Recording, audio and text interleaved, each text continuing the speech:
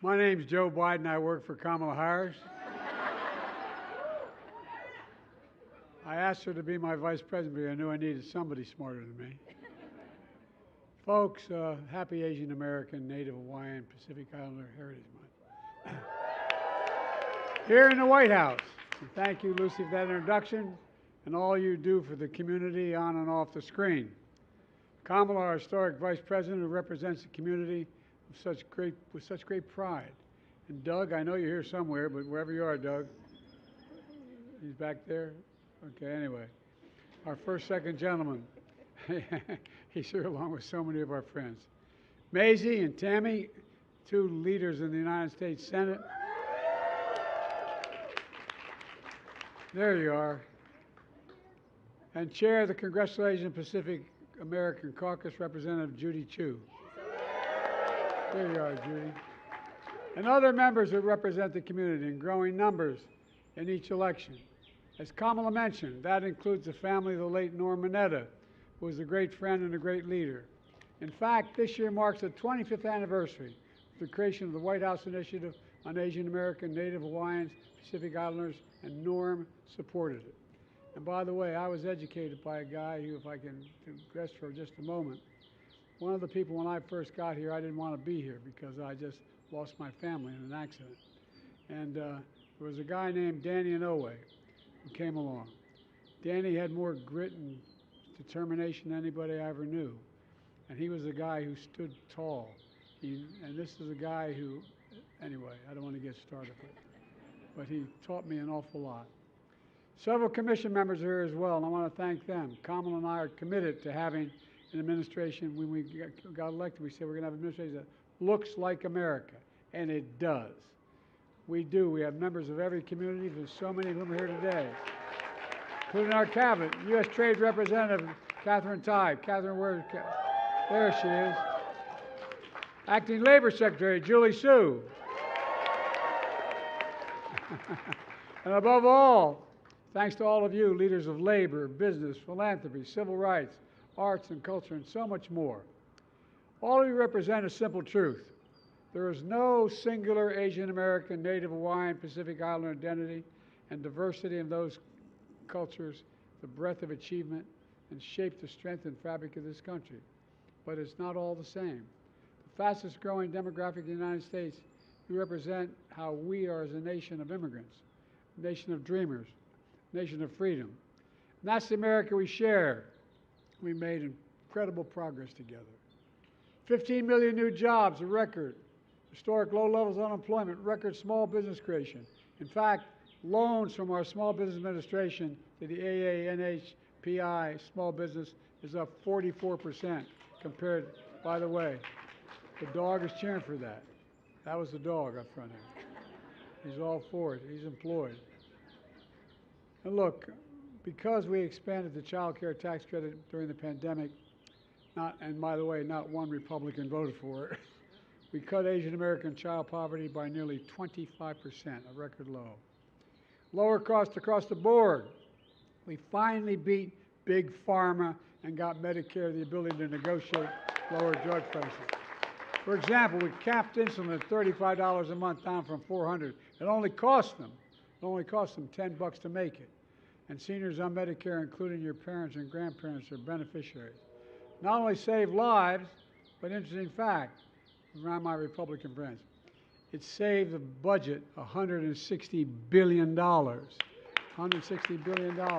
Because Medicare no longer has to pay those exorbitant fees and prices. And we're now making college more affordable. We're relieving student debt for millions of students, including so many in the community. And we secured the largest increase in Pell Grants in a decade. It matters now nearly 40% of AANHPI students rely on Pell Grants to get to college, nearly 40%. More people have health insurance today than ever before in the history of this country, including in the community. And I'm proud my administration announced DACA recipients will finally get access to health care through the Affordable Care Act.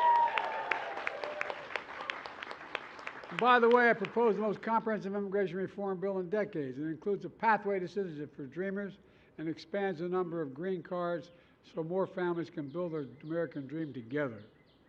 And now Congress has to act, do the right thing. We're both going to keep pushing forward. Thanks to decades of advocacy by so many of you, I'm proud our administration recently announced major changes to how federal government collects and reports federal data on race and ethnicity. By disaggregating data on the community that it so deserves, we can better serve the entire community, individual communities. After all, our government didn't really see Korean Americans distinctly from Filipino Americans. But how can we address each community's needs without understanding the specific needs? We're changing that. We're also making historic investments to rebuild roads and bridges and lead the world in science and innovation. That includes the most significant investment ever in climate in the history of the world, over $368 billion. Ever so many leading the way. I signed the most significant gun safety law in nearly 30 years, which matters, as I've mourned with you in Atlanta, Monterey Park, and Half Moon Bay, been there to meet the families. Together we won't stop until we finally ban assault weapons as well. I could go on, but look, the point here is we're lowering costs, expanding opportunities, and protecting freedoms. That's in stark contrast to my predecessor's view of America and his view of all of you. We'll never forget him lying about the pandemic. We'll never forget the rise of anti-Asian hate crimes during the pandemic. I'm proud to have had to, I'm not proud to have had to, but I'm proud to have signed this COVID-19 Hate Crimes Act with your support. We've also provided historic value and funding for public safety in local communities that's bringing its results. We're seeing a 50-year low in violent crime in America. San Francisco, for example, anti-Asian hate crimes are down 75% over the last 2 years. When Trump was in office, he enacted a $2 trillion tax cut, overwhelmingly benefiting the super wealthy and the very biggest corporations that exploded the federal debt. His administration added more to the federal debt than any previous presidential term in American history. And now he and his congressional Republican friends want to do it again. At the same time, he wants to, quote, I love his terminology, terminate the Affordable Care Act, kicking millions of you and your families off of insurance and taking away protections for pre-existing conditions, affecting millions of people. And Social Security and Medicare, my predecessor says, quote, there's a lot we can do in terms of cutting. Not on our watch. Not on our watch. Not on our watch. And he brags about cutting Roe v. Wade, making sure it's overturned. But Kamala and I are going to keep fighting to restore Roe v. Wade until it's the law of the land again.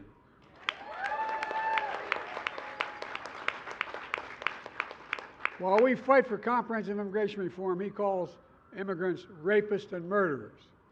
He says they are not people. They are not people. He says immigrants are, quote, poisoning the blood of our country. Folks, my predecessor wants a country just for some of us. We want a country for all of us. Let me close with this. 2 years ago, I signed the landmark law to pave the way for the creation of the National Museum of Asian American, Native Hawaiian, Pacific Islander History and Culture. It matters. There are those who want to erase history, but together you're making history. We're making history. What I see in all of you, including some incredibly special people here today. Born in the Philippines, she came to America to follow her dreams. She started working at a restaurant at an airport before working her way up to become one of the best chefs in the world. And now, the first woman, Asian American executive chef of the White House, Chef Chris. Come here.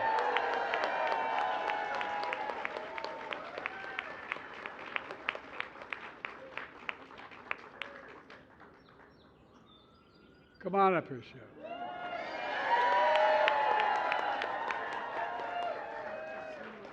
She is incredible. As a matter of fact, I was 20 pounds lighter when I came. Thank you. Thank you very much. Thank you. Love you. You deserve it. Love you too. Thank Thank you. She's been here for over 2 decades, serving presidents of both parties. She's prepared dinners for heads of state, celebrities, from everyone from Super Bowl champions to everyday heroes. And above all, she's a world-class culinary leader who leaves you with a sense of wonder about American forever as a forever nation of immigrants. Look, a story all of you represent, one form or another. Maybe your family's been here for generations, or you're here for you're the first one here. Maybe you never thought you'd be here at the White House, but you are here at the White House, the people's house, your house, your house. We see you. There's always been a competing set of values and visions in America. It's existed never as starkly as today. One held by my predecessor of revenge and retribution. The other of hope and opportunity that we all share. Honesty, decency, faith, fairness. That's the future we're building together. And it's because of you, and I mean it sincerely, it's because you have never been more optimistic about America's future in my entire career. We just have to remember who we are. We're the United States of America. And there is nothing beyond our capacity when we act together, and that's what we have to do, and that's what we are doing. God bless you all, and may God protect our truth. Thank you.